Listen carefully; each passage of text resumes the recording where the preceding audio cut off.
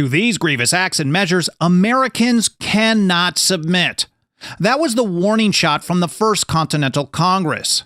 They met in 1774 to respond to the hated Coercive Acts. That was Parliament's brutal punishment for the Boston Tea Party. They had a choice: submit to total tyranny or resist. Their answer came in the Declaration and Resolves. It was a list of grievances and a declaration of rights.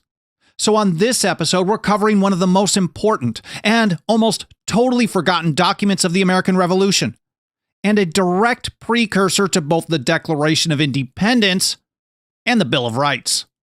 But first of all, before getting to that, welcome, and thank you for joining me here on the path to liberty. My name is Michael Bolden with the 10th Amendment Center, and this is the show for Wednesday, October 1st, 2025. Let's kick it off. October 14th, 1774. Delegates in Philadelphia laid out their case with the Declaration and Resolves of the First Continental Congress. Now, the first paragraph, just the first paragraph of this document, is literally almost a complete history lesson, a summary of the entire revolution. And their timeline started at one essential but very specific moment in 1763. That's the end of the 7 Years' War, the French and Indian War. And with one specific essential claim, the Declaratory Act and its claim to unlimited power over the colonies in all cases whatsoever in order to make the colonies pay the bills of the war and the newly stationed standing army. And they kicked it off with this: whereas, since the close of the last war, the British Parliament, claiming a power of right to bind the people of America by statute in all cases whatsoever, and then they listed some of the ways that they tried to implement such a power. First of all, the Stamp Act of 1765 was their next target, which was direct internal taxes. Plus, there was also the Sugar and Townshend Acts. The British called these duties or trade regulations, but everyone knew what they were. They, in essence, were revenue-raising taxes in disguise. And they described it like this: they hath in some acts expressly imposed taxes on them, that's the Stamp Act, and in others under various pretenses, but in fact for the purpose of raising a revenue, hath imposed rates and duties payable in these colonies. And then the Townshend Acts also created something called the American Board of Customs Commissioners. This was to enforce new shipping regulations and rules, and of course, to increase tax revenue. It was tax collection all around. They established a board of commissioners, they said, with unconstitutional powers. And these unconstitutional powers, they were primarily pointing to the writs of assistance. Now, James Otis Jr. in 1761, he famously, we could say, kicked off the revolution. The revolution, of course, the years before the War for Independence, the radical change in the views of the people. He had a 4 or 5 hour speech railing against these writs of assistance in court. Unfortunately, he lost, and so they stuck around. And these were basically general and open-ended search warrants that gave customs agents the power to search any ship, warehouse, even a private home, if they suspected there might be smuggled goods there. And this led to some aggressive enforcement and two conflicts with John Hancock. The first of all, known as the Lydia Incident in 1768. Some people call this the first act of physical resistance in the American Revolution, but we'll go over it here. On April 8th, 1768, this is American History Central, one of Hancock's ships, the Lydia, was docked at Hancock Wharf. The next morning, April 9th, two customs officials boarded the ship and demanded access to the cargo hold. They suspected the ship was carrying smuggled goods. So Owen Richards was one of the officials. But Hancock anticipated what they were doing, and he had his men waiting for Owen Richards. When he climbed down into the hold, Hancock's men surprised and seized him. So here's a government agent coming in to check for import duties, smuggled goods, and the like, and Hancock has his men seize the guy. He then asked for the guy's orders and his writ of assistance. The orders were supposedly expired and he had no writ. So Hancock had him forcibly removed and carried back to the shore. That was the Lydia affair in April of 1768. Then a couple of months later, in June, the board's agents seized Hancock's ship, the Liberty, and this resulted in all kinds of chaos. It was a riot of about 3,000 people. They were pelting the customs agents with rocks. They were breaking windows in their homes. They even took a personal boat from one of the customs agents and burned it and then took it through a procession throughout the street. It was absolutely wild. They call it the Liberty Riot of 1768. And then what happened in response? Well, the British knew only one way to deal with something. Take a hammer to a nail and pound it. So they responded by sending in a bunch of troops to Boston. This was in 1768. They kept them there for quite a while. And over the next 2 years, that troop presence caused a ton of problems. Tensions got so high between the locals and the Empire that it led to the Boston Massacre in 1770. So then fast forward to early 1774. Parliament passes a series of acts to punish the colonies, primarily Massachusetts, for the Boston Tea Party. They were called the Coercive Acts. Most people today refer to them as the Intolerable Acts. Mike Meharry points out that these included the Boston Port Act, closing the Boston port, the Massachusetts Government Act, stripping virtually all authority from the colonial government, the Administration of Justice Act, stripping authority from local courts, and authorizing trials to be held in Great Britain instead of Massachusetts, and the Quartering Act, allowing British troops to take over private buildings. Now back to the end of that very first paragraph of the Declaration and Resolves, because attacks on liberty weren't just on paper, they weren't just in the streets, they were also in the courtroom. And by claiming a power to move regular cases to courts of admiralty, the British were in essence destroying any ability to have a trial by jury because they weren't allowed there. And this was addressed as well. They extended the jurisdiction of courts of admiralty not only for collecting the said duties, but for the trial of causes merely arising within the body of a county. Now, because the Congress was formed primarily to respond to the Coercive Acts, it's no surprise that they railed on those as well pretty early on in this document. All of these statutes, they said, are impolitic, unjust and cruel, as well as unconstitutional and most dangerous and destructive of American rights. Just a quick aside, every time we talk about things during the American Revolution, refer to stuff, even direct quotes from founders and old revolutionaries talking about acts of government that are unconstitutional, someone will always say like, well, there was no constitution then.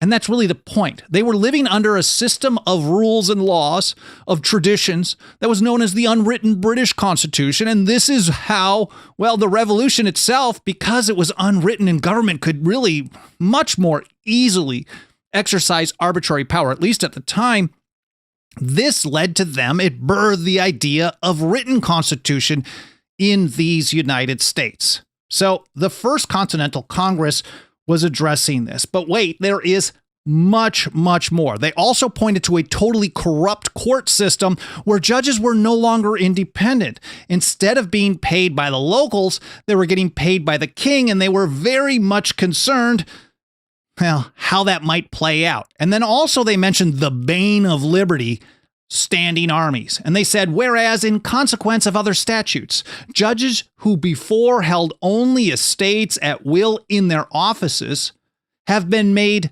dependent on the crown alone for their salaries, and standing armies kept in times of peace.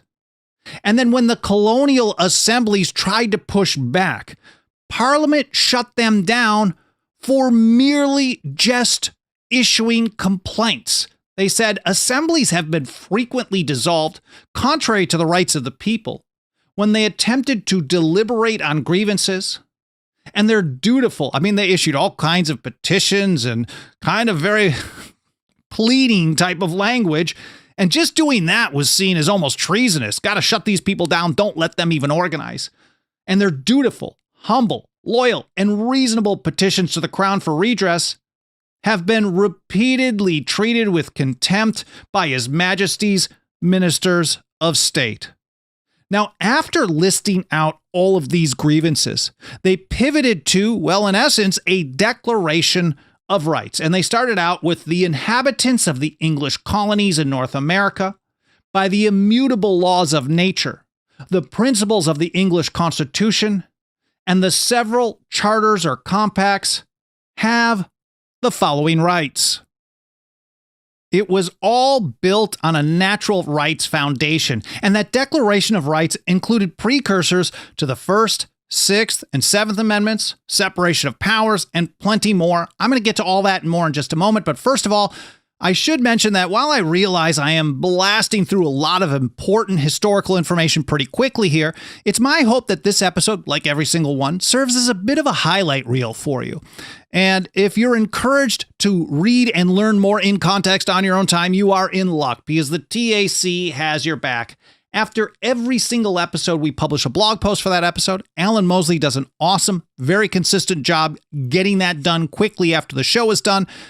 And I get it published over at 10thamendmentcenter.com/path-to-liberty a couple of hours after the live stream is done. When Alan gets this set up, you're going to find not just all the different platforms we're on. Of course, we have all kinds of video platforms and audio-only podcast platforms, but just below that, you're going to see a show links section. And if I did a decent job with my notes before I hand it off to Alan after the show is over, he's going to include links to everything that I'm mentioning, generally in the order that I go through them in the show again. He will get that done, and I'll get it published over at 10thamendmentcenter.com/path-to-liberty a couple of hours after the show is done here today. But anyways, let's get back to that Declaration of Rights, because they kicked it off with the Natural Rights Foundation.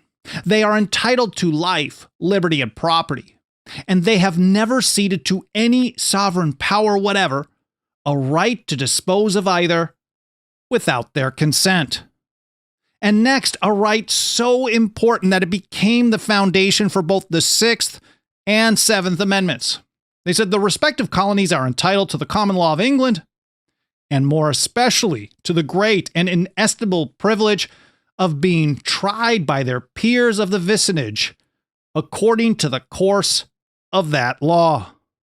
And from there, one of the core principles of the First Amendment, they have a right peaceably to assemble, consider of their grievances, and petition the king, and that all prosecutions, prohibitory proclamations, and commitments for the same are illegal. And then standing armies, they considered them so dangerous they didn't have to just mention them once. They got them again twice here. The keeping of a standing army in these colonies in times of peace, without the consent of the legislature of that colony in which such army is kept, is against law. And they closed out their Declaration of Rights with something that would become a foundational part of the entire Constitution, that is, separation of powers.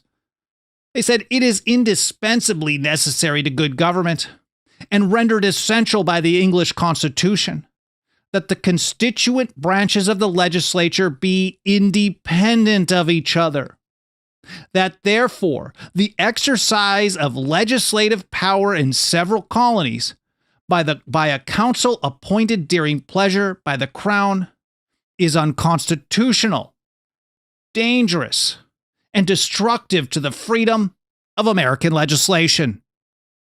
The delegates agreed on pretty much everything, but one issue almost derailed the entire thing: the power of Parliament itself. John Adams recorded the debate and pointed out that there were really three different camps. He said, after several days of deliberation, we agreed upon all the articles excepting one, and that was the authority of Parliament, which was indeed the essence of the whole controversy. And then he explained who those three camps were. He said some were for a flat denial of all authority, others for denying the power of taxation only, that is, all taxation, and then the third, some for denying internal, but admitting external taxation. Now, Thomas Jefferson took the radical position. Parliament had no authority whatsoever. And in his draft instructions for the Virginia delegates, which were later published as a summary view of the rights of British America, he rejected Parliament's power completely. He said, "We do not point out to His Majesty the injustice of these acts with intent to rest on that principle the cause of their nullity." He's saying, just because they're bad, that's not the issue here. He said, "But to show that experience confirms the propriety of those political principles which exempt us from the jurisdiction of the British Parliament." Short version, they're not null because they're bad. If they're bad, shows us that it was a good idea that you don't have this power in the first place. He continued, "The true ground on which we declare these acts void is that the British Parliament has no right to exercise authority over us. Not external regulations, not internal regulations, not external taxes, not internal, none of it whatsoever." Now, after days of absolutely bitter debate over this particular issue, there was still no agreement in sight. So John Rutledge turned to John Adams and he gave him a task. Draft a compromise that will bring these delegates from the various colonies together. And he did. The result, well, Adams came up with a version that he said no one loved, but they decided to go with anyways, kind of a show of unity. Adams wrote, "When it was read, I believe not one of the committee were fully satisfied with it, but they all soon acknowledged that there was no hope of hitting on anything in which we could all agree with more satisfaction. All therefore agreed to this, and upon this depended the union of the colonies." So that final version, this Article 4 that was drafted by John Adams, is almost always completely misrepresented by the mainstream history books. They generally claim that the colonists conceded to the British the power to regulate and tax external trade. But this is just totally false. And all you have to do is read the text. Instead, it was a clever trap because what they did was they said that they were allowing it. They were putting themselves at the top of the food chain of power. They were allowing it. They were consenting to it because they thought it was a good idea and it would work well. And they said they were consenting to it as long as it wasn't for raising revenue. They put it like this: "We cheerfully consent to the operation of such acts of the British Parliament as are bona fide restraint to the regulation of our external commerce for the purpose of securing the commercial advantages of the whole empire to the mother country and the commercial benefits of its respective members, excluding every idea of taxation, internal or external, for raising a revenue on the subjects in America without their consent." This is not conceding that the British had unlimited power for external regulation, external taxation. This is literally saying we reject it completely, but we're going to be cool with it under these circumstances. Now, with their rights declared, next came a list of, non-negotiable demands. Every single law that absolutely had to go. They said, "We proceed to state such acts and measures as have been adopted since the last war, which demonstrate a system formed to enslave America. The following acts," they write, "are infringements and violations of the rights of the colonists, and that the repeal of them is essentially necessary in order to restore harmony between Great Britain and the American colonies." This was a summary of a decade of abuse, of injuries and usurpations. And they included all the big ones we've already covered: Sugar, Townsend, and the Coercive Acts. Plus, they also included a bunch of others. They didn't name them. They included the statutes by number. A bunch of them that we never talk about really today, like the Currency Act of 1764, which should get its own episode one of these days, the Postage Act, the Revenue Act, the Commissioners of Customs Act, the Colonial Trade Act, the Dockyards Act, and then, of course, the Quartering Act as well. Now, next up, if you ever need some kind of evidence of how much the founders and old revolutionaries absolutely despised standing armies, you've got it right here in the Declaration and Resolves of the First Continental Congress. They already mentioned it once and then twice, and that still wasn't enough, so they had to hammer on this a third time. Also, that the keeping a standing army in several of these colonies in time of peace, without the consent of the legislature of that colony in which the army is kept, is against law. And they closed it out with a plan of action. And in essence, this was a warning that this all was just a first and early step But here's what's coming right now and next. We have, for the present, only resolved to pursue the following peaceable measures: to enter into a non-importation, non-consumption, and non-exportation agreement or association. This was passed the following week. It's known as the Continental Association. It's one of the big founding four essential documents. 2, to prepare an address to the people of Great Britain and a memorial to the inhabitants of British America. And 3, to prepare a loyal address to His Majesty, agreeable to resolutions already entered into. Now, those petitions and boycotts, well, that was their final offer of peace. But obedience to all these acts themselves, that was literally never on the table. To these grievous acts and measures, Americans cannot submit. Backbone. That's something seriously missing in the so-called land of the free today. And that's a big part of the reason why we believe it's so important to teach this forgotten history and these essential foundational principles. And absolutely nothing helps us do this work more every single day to reach and teach more and more people with this kind of message, more than the financial faith and support of our members. If you got a couple of bucks of that quickly devaluing, dirty government fiat, please consider throwing it our way over at 10thamendmentcenter.com/members. Of course, it's all spelled out, 10thamendmentcenter.com/members. Our membership program starts out at just $2 a month. We also have annual, 5-year, and lifetime options. I'd be extremely grateful for any consideration you can give to joining us as a member today, 10thamendmentcenter.com/members.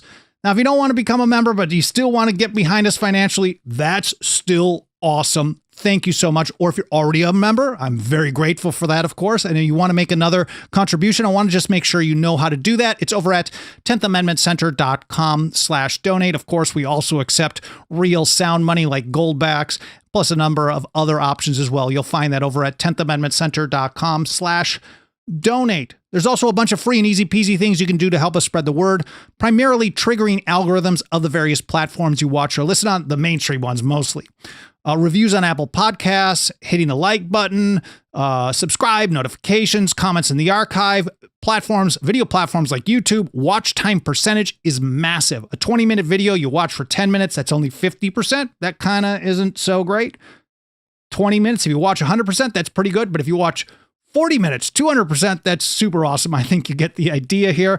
Again, I really appreciate any support you can give us, whether it's financial, otherwise, or all the above. Thank you so much for being here. I hope you enjoyed this episode. I hope it was interesting. I hope it was entertaining. But more important than anything, I hope it made you think, and I hope you learned something. Again, I really appreciate you being here. Hope you have an awesome day, and I look forward to seeing you next time here on the Path to Liberty.